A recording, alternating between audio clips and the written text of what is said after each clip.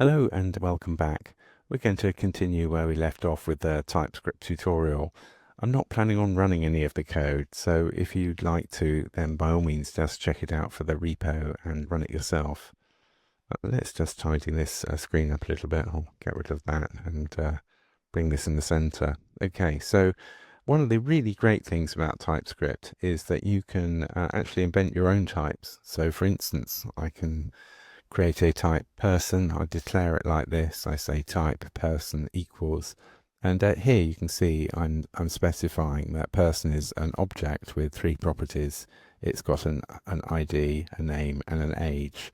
And notice the question mark after age. That means that this property is optional and doesn't have to be present. So let me give you an example. Let's say I create a variable called Alice of type person, and then I want to assign a value to Alice.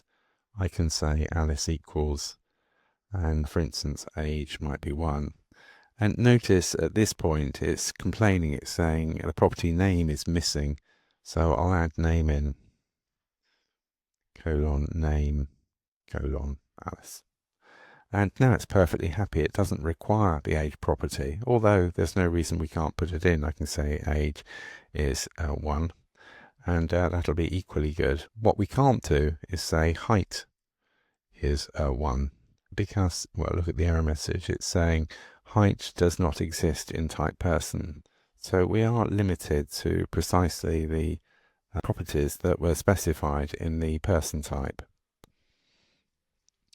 Closely associated with this is union types, and a union type is basically an either-or for other existing types. So for instance, I can create a new type called ID, and then any value of type ID has to be either a number or a string. So I can easily say let xx of type ID is 42, and I can say let yy of type ID equals ABC, but what I can't do is say let ZZZ of type ID equal true.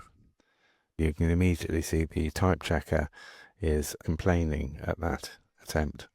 Now this might seem like a relatively small feature, but it turns out to be absolutely massive, and we use it all the time.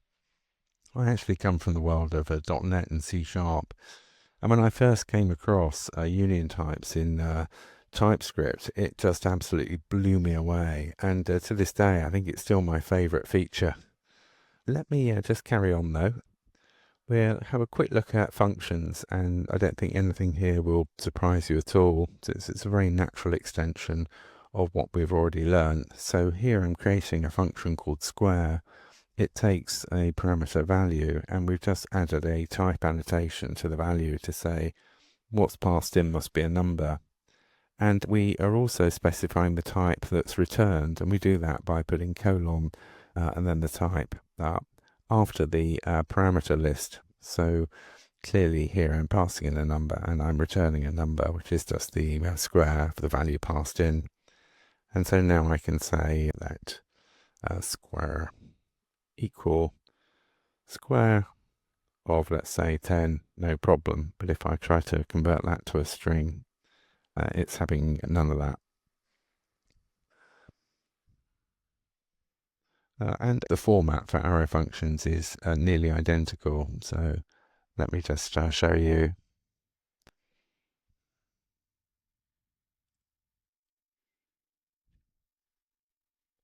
I'll put the implementation in for this in a moment, but you can see the type is an annotation after that parameter being passed in, and again after the parameter list in parentheses we place a colon, and then we can specify the type that's being returned, number or null. So I'll do this longhand to start with. I'll say if value is greater or equal to 0, greater or equal to 0, then I will return the square root, so that's math.sqrt, of the value. And if it's otherwise In other words, if it's a negative number, then I'll just return null. And this can be written in a much more succinct syntax. I can just say return, and then I'll test a Boolean expression, and if it's true, then I will return this value, and if the expression is false, I'll return this value. So all I need to do is plug in the Boolean expression, which is this, the